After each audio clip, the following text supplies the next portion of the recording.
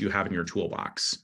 Mm-hmm. So, because of the partnership that you have, Matt, with your other partner in the brand, from what I understand, you guys have a strong, engaged audience. Mike, you have a pretty established brand with a good sized list where you could meet those sales velocity goals pretty easily by, sending people, either to Amazon to search for a word or, directly to the listing where you're going to get that sales velocity you need.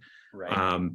Not every brand has that tool in their toolbox. And so I agree with you guys in the sense of, ideally, if you can have them look for whatever one of your primary keywords is on Amazon, and whether they click through on an ad or organically in order to buy your product based on that keyword, I think it's back to what we were talking about and how Amazon weights that.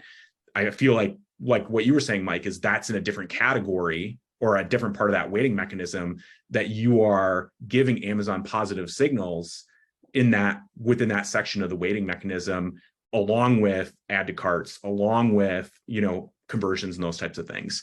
But if you don't have that, my feeling is that the add to cart is the next best thing.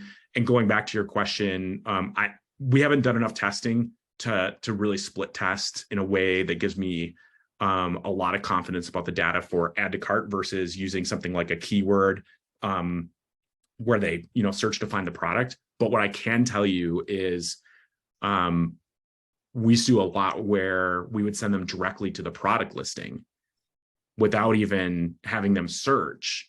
Right. And that was incredibly effective at increasing their keyword rank, and was tied directly with that sales velocity and ranking. So even if they weren't searching within Amazon, they were landing on the product listing, adding it to their cart, and ultimately buying. That was powerful enough to get them on page one in that honeymoon period. And so that was used exclusively without any. What I'm trying to evaluate there is,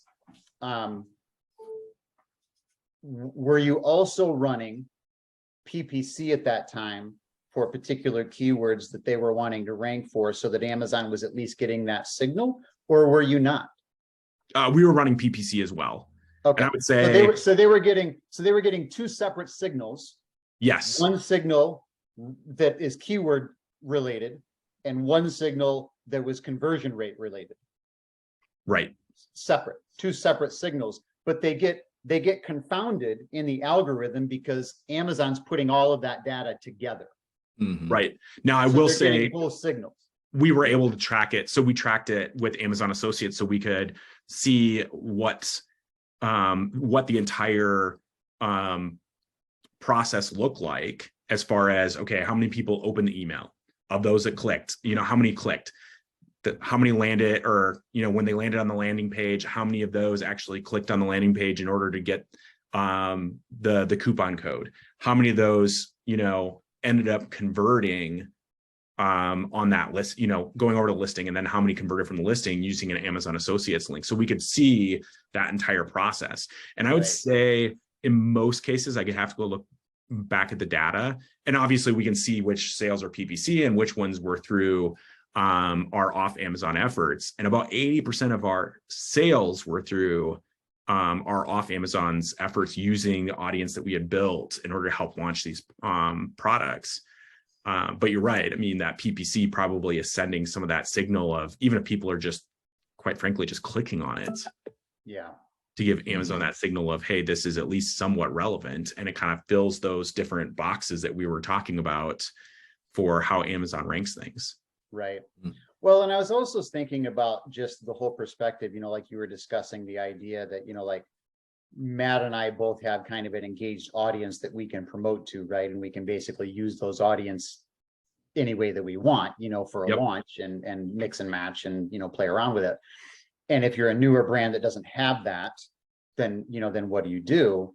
But I feel like you have a few options still as that new brand that doesn't already have that audience, right? Like One of them is you can just run PPC, right? Do some really good keyword research, hammer the PPC, and see what happens, right? See if you can get Amazon to give you that relevancy. Which, okay, but the one thing that happens there is, because that ends up being, if you don't build an audience first, it ends up being probably the only viable method that you have to really generate significant sales volume on your and that's keywords, assuming right? you're good at keyword research and that you've hit, Mhm. because I mean, realistically, you probably can only have, and I'm open to you guys telling me that I'm wrong, you probably can only have about 3 to 5 keywords that are going to be your primary keywords that you're trying to rank on page 1 for in that honeymoon phase. Any more than that, I would agree with that. Yeah, I think you're any peanut more butter than that, spreading you your dilute, efforts. you dilute and the message, I think. Exactly. You dilute Well, the and how many you message. can fit in your title and those types of things. Yep. And the reality of it is that, I mean, maybe you guys are way better at keyword research than I am, but when I look at those, and even using a tool like Keyword Dominator, and I imagine it would be maybe a little bit better, but probably pretty similar with Data Dive, where you're going to have, 2 to 3 of those keywords that do really well. And then you're going to have 2 to 3 of those keywords that flop for a million different reasons. And that's if you're good at keyword research, whereas a lot of people, I would say a lot of Amazon sellers really are not they're average at best at keyword research. Yeah, absolutely. And I think too, like, I mean, if you think about, like, so going back to that idea, like, okay, let's say you only have PPC at your disposal, Amazon sponsored ads, right? And you're just throwing mad money at that during the launch, because number one, you need to be at the top of the listings, right? I mean, like, you don't want to get buried. So you got to spend a pretty significant amount.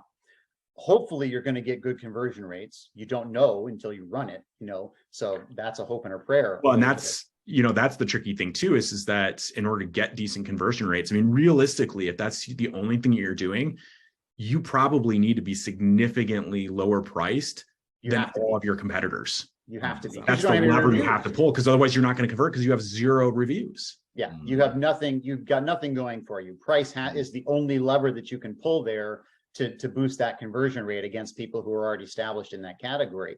But that's why I think that even from a cost perspective, if you can be patient and wait to do your launch, you are way better off taking a step back and building that list on the front end beforehand.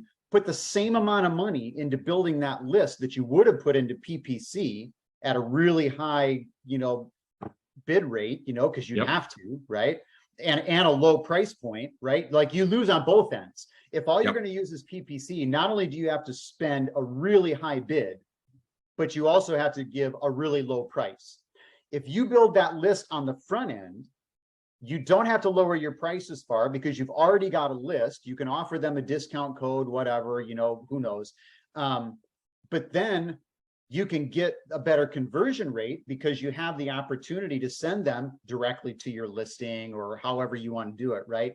But I think that the spend is more cost effective from that side if you're willing to be patient and build the list first and then do the launch. Well, there's so many other benefits of that. Like for what I experience when I send my audience to my listing is, yes, I can, because I'm not on Amazon's playground anymore. Like, I can ask for a review if I want. However, I don't have to, because they're going to naturally do that anyway. So that's another benefit of having this audience. Even if you build it on the front end without any sort of, just before you even launch your product, start building that on the front end. Those people, they're going to convert higher, but then they're also going to leave you more reviews, more than likely. And then positive reviews.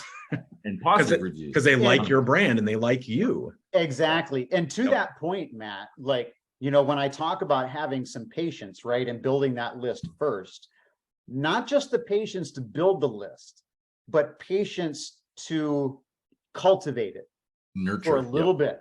You don't have to cultivate it for very long, just a little bit. Like, if you build that list and you give them enough value on the front end, like a free report on something really, really interesting and useful to them, some emails that you send them, some curated content of some, it doesn't even have to be your own content, just curated content that's going to be valuable to them in some way. It's going to save them time or save them money or save them headache, whatever it is.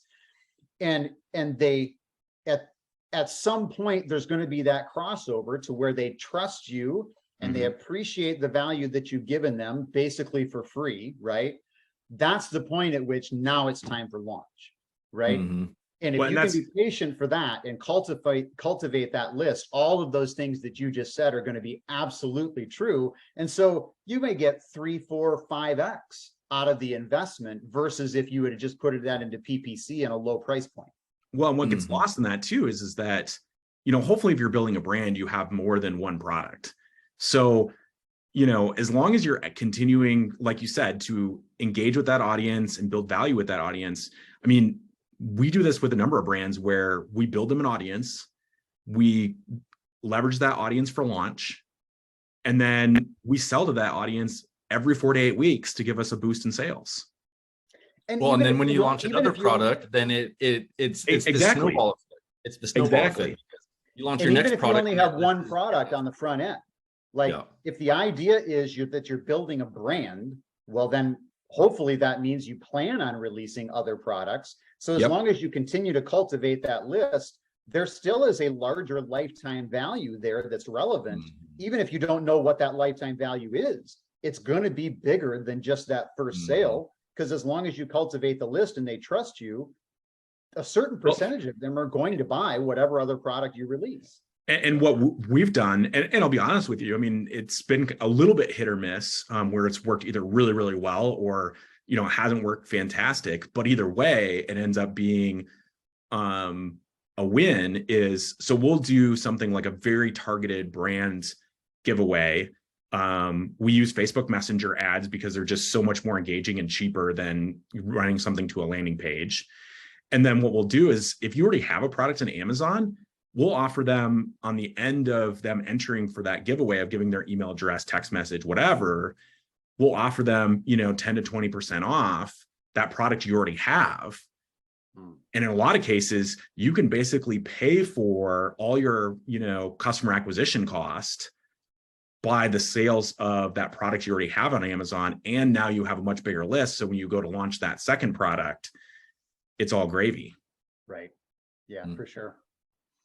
Yeah. And we've been doing that for a while and it works incredibly well. But like you said, Mike, it takes a little bit of patience to set everything up ahead of time, because it does take, it takes us usually 4 to 6 weeks to build that audience to even, a couple thousand email addresses and text messages to have enough mass to where you can say, okay, we're fairly confident that we can meet the sales velocity for some of these, long tail keywords that are super relevant for your product to get you on page one. And then beyond that, maybe another 3 to 6 weeks to cultivate them a little bit, so that you're building in some trust factor there and getting them to the point where they like you enough that they want to buy your product and that they're probably going to leave you a decent review. Right. What I love about the both of you is that, John, you do a lot of things that I really like pre-purchase, pre even sending people to your listing, pre even creating your brand, like creating that audience and doing exactly what we're talking about now. There's a lot of things that you do, and then you send that traffic to Amazon, but you're building an audience. I like all the stuff that you do kind of pre-purchase, but then Mike brings a lot of really cool post-purchase stuff that he's doing and like getting people. So you're getting people, John's getting people on the list before you even launch the product, getting brand awareness. But then what Mike is doing is building up the audience post-purchase, and then you can use that. It's just in buyer capture. Yeah. And it becomes a giant flywheel. Yeah. 100%. Yep, 100%. All right, guys. Well, I have to start the process of getting to work today, but this was a good one. And I think I think we touched on a lot of really good things that it's going to be good snippets. Yeah, and I'm excited. I'm a little sad that we didn't get into the video review piece because I'm excited about that, but we'll save that for next week, and I'm excited to see what that looks like in the next episode, because I think that's going to be another really powerful piece too. Well, what's your next information for us? Because I'm gonna post another video review for another product, but this time in the video, I'm gonna have a cameo appearance of a competing product that I also use, and then I'll put a link in the text of the review, make sure that it also gets approved. I want to make sure it goes through. And then, you know, we can kind of talk about that process and what that would look like and the value of it. But if it works and that goes through the way I expect it to, there's a ton of value there in terms of real estate that you gain and extra exposure for your product. So yeah, I'm excited to talk about that next time around. Love it. Sounds good. All right. Well, good one, guys. Have a good rest of your week, and we'll talk next week. All right. We'll see you in good. the chat. Take care, guys. All right, guys.